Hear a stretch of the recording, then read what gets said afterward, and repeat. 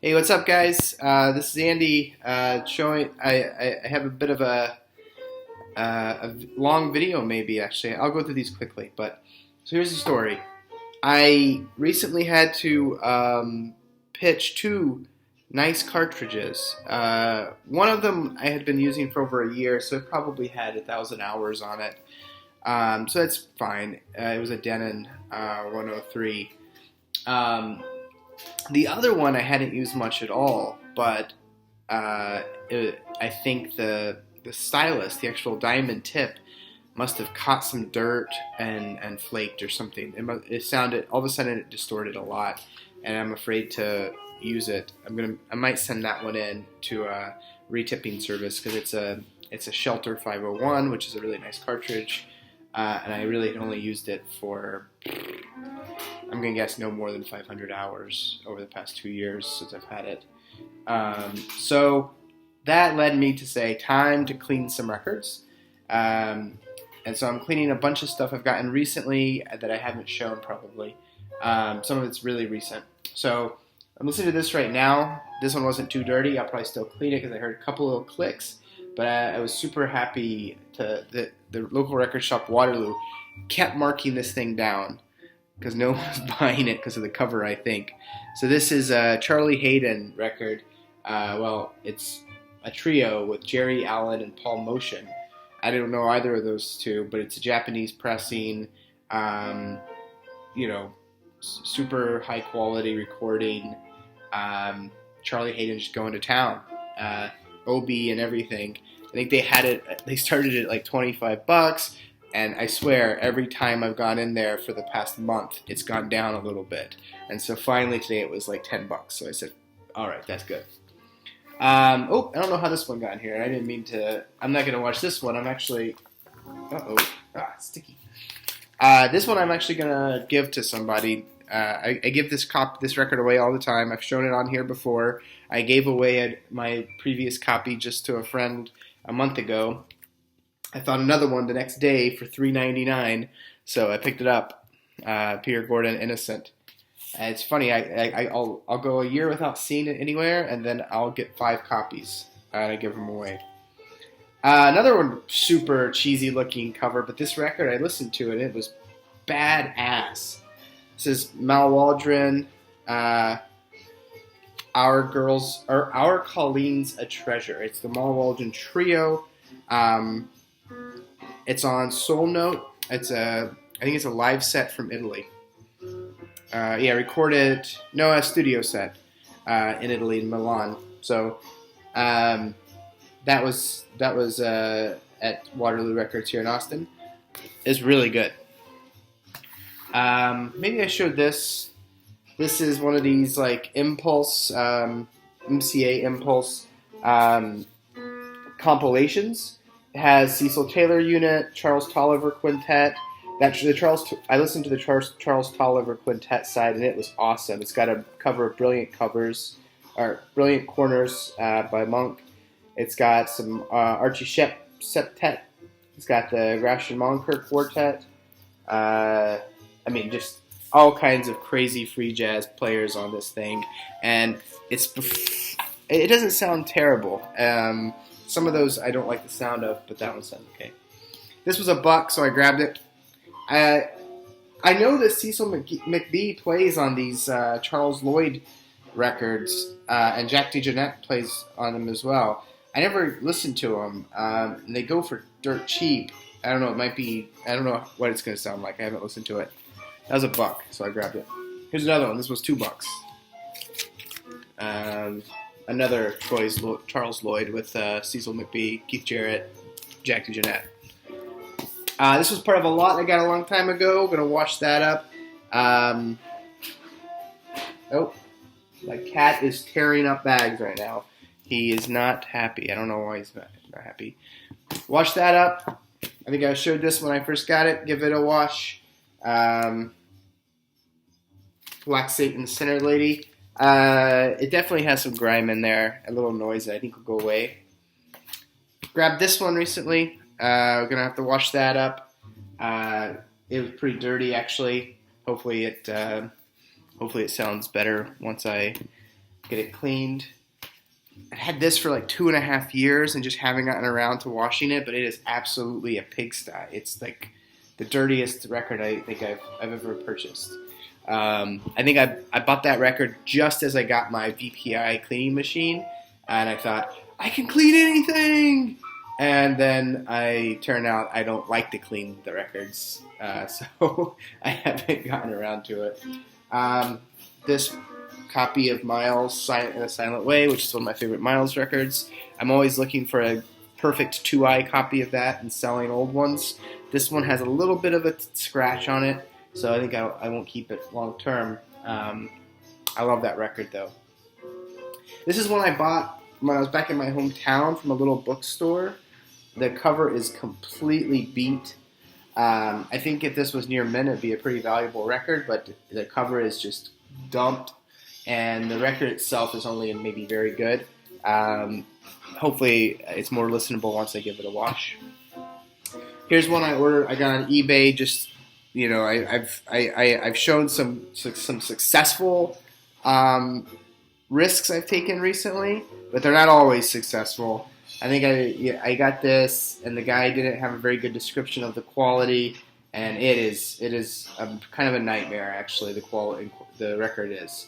I'm gonna wash it, see if I can do anything with it. If not, sell it on down the line. This one I showed you guys before. This was one I got from eBay. Gonna wash it. I got this when I was in London, Ontario. This is Sonny Rollins' Alfie soundtrack. This is Impulse, but it's on the Canadian label Spartan. I think Kieran has shown this before. But, so yeah, because of that... Oh, no, actually it does. I was going to say, it may not have Van Gelder, but it does. So they must have used the stamper from the Impulse and just put their own label on there. So, I'm going to wash that one and finally give it a listen. I've had that for a year now, so might as well. Oh, this. Yeah, I don't know if I showed this when I bought it or not. This is so cool. This is Love. This is, what is this band called? Wayos. It's like an Afrobeat record put out by an Austrian label, I want to say. Yeah, a Viennese label. It's got some congas, lots of percussion, sax, trumpet, guitar. So, it's very much like Afro jazz, Afrobeat stuff. Afro funk is what they put on the bottom.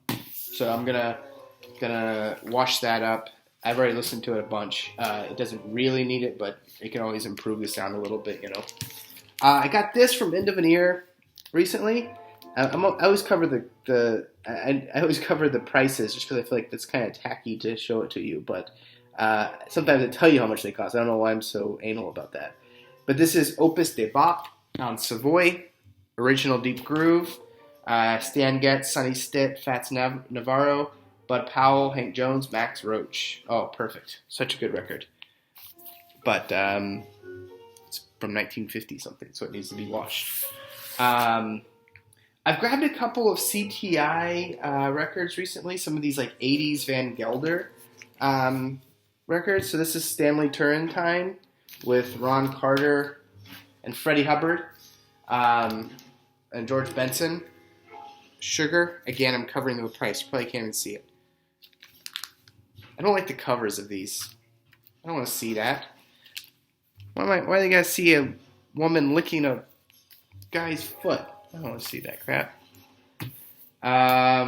Benny Green and Sonny Stitt, my main man. Argo.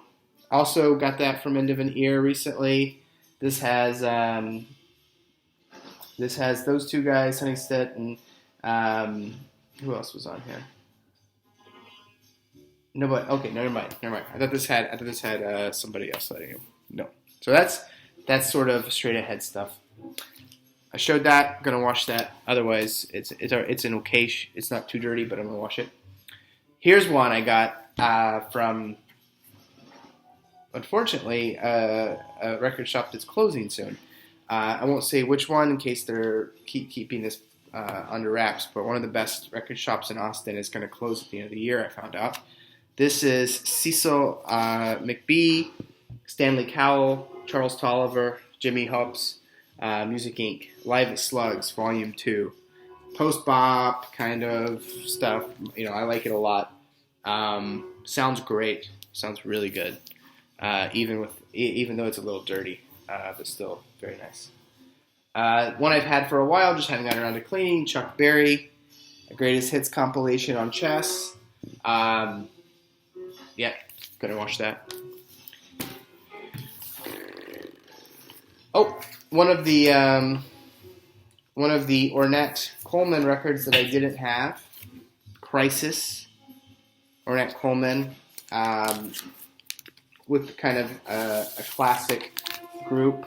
I think this is after this is 69, so I think there had been a break with this coupling, but Coleman, Don Cherry, Dewey Redman, Charlie Hayden, and then his son, Donardo Coleman. Coleman is on there as well. I got that on eBay recently. There's a guy, I think the guy's name is Donald Bird. He must be a dealer or something who sells a lot out of New York. And he had all kinds of cool Ornette Coleman records up. And I tried to buy every one of them, even things I already had. It'd be great to have another copy of that to give to my brother-in-law for Christmas. Because I got my 22-year-old brother-in-law really into Ornette Coleman last Christmas. But they all went over $100. That was just, even things I didn't think would go over $100 went over $100. Sometimes, you get lucky and you can grab stuff for cheaper than what you would think, but I don't go, I have limits. But here's one that I had recently, I have tried to get this one in perfect shape and gone over my limit, but never have. But I found this copy on eBay recently, and it's in pretty bad. It's in very good minus, I would say. Good plus, very good minus. It has a pretty bad scratch on the last track on side 2, but this is the Latin Jazz Quintet with Eric Dolphy, Caribe, New Jazz, original Purple label, Rudy Van Gelder on the dead wax. I really hope that after watching this, it improves. But sometimes with those New Jazz and the Prestige represses from when they were in New Jersey, you just can't do much about it because they're on recycled vinyl, so they're always noisy. So hopefully it gets to sounding okay. If not, I'll keep looking for an upgrade of that, because I really do like that record. Here's one I got at Waterloo recently, just today. Ahmad Jamal, Poinciana Revisited, Impulse. It's an ABC Impulse. I haven't listened to it. I don't think I have anything else by Ahmad Jamal, so I'll see how I like it. Here's one I got on eBay. Don Bird, Gigi Grice, Jazz Lab. I've seen this around in bad shape, and so I was happy to find a near mint copy by a seller on eBay. So I grabbed it. 6i Mono Columbia. I think it's pretty clean already. So I may not even watch it. I listened to it earlier today. It's really good. Okay, last two. Some exciting ones. You guys have seen me show a lot of Andrew Hill. I really like Andrew Hill, and this was one I hadn't been able to find. This is the first Blue Note record, Smokestack. This one's an interesting one because it's a weird combination of musicians. It's a quartet, but 2 bassists. So it's got Andrew Hill, Richard Davis, Eddie Kahn, and Roy Haynes. So this is a New York label, but no ear. That's fine. No ear on that. So it's a second pressing, but still Van Gelder, still a New York label, and really great Sonics. I sometimes think that too much is made of. I don't think there's that big of a difference in my experience between Liberty, early Liberty pressings when they were still using the stampers that they would have used before the sale to Liberty.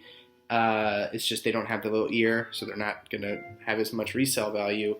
But I have some that sound, I have some that sound better than other records I have that have the ear. Now, I've never done like an apples to apples comparison of the exact same record, but I don't know. I think they sound great. And actually, I have two of my best sounding records in terms of the Sonics are a Liberty pressing of Sonny Clark Cool Struttin', which I may have shown, which is funny because it has a mislabeled. It has Sonny Clark Cool Struttin' on the A side center label. The B side center label, it has Sonny Rollins. They must have mixed up their Sonnies that day at the factory. But that's a Liberty pressing, but still has the 9M and Van Gelder, so it must be immediately after the sale. And it sounds just, I'm amazed every time I put it on. It sounds so good. And that's great music too. Jackie McLean on there. And the other is a United Artists pressing of Cannonball Adderley Something Else. And it has the Rudy Van Gelder stamper. So it must be from an older, from a pre-sale stamping machine, or stamper, or whatever they're called. And it sounds really good. Really, really good. I'm still, of course, if I found a reasonably priced original copy of Something Else, I'd pick it up. And if somehow I won the lottery and found a copy of Cool Struttin' from before, the original pressing, I'd buy that. But, that record you can't find for under $1,000. So I'm very happy to have a really wonderful sounding Liberty. Okay, last record. I didn't see this, but I forgot I had it sitting out. This was also from the same guy who sold the Andrew Hill record. Steve Reich, Music for 18 Musicians. I was listening to this earlier this morning, and my wife came in and she goes, "Are you watching Squid and the Whale?" It's this movie by Noah Baumbach. And we're pretty sure they used some of the music from this record in the movie, but it's not credited, so we're not sure actually. But no, my wife really loves that kind of stuff, the Steve Reich, Philip Glass, that kind of minimalist, modern composition.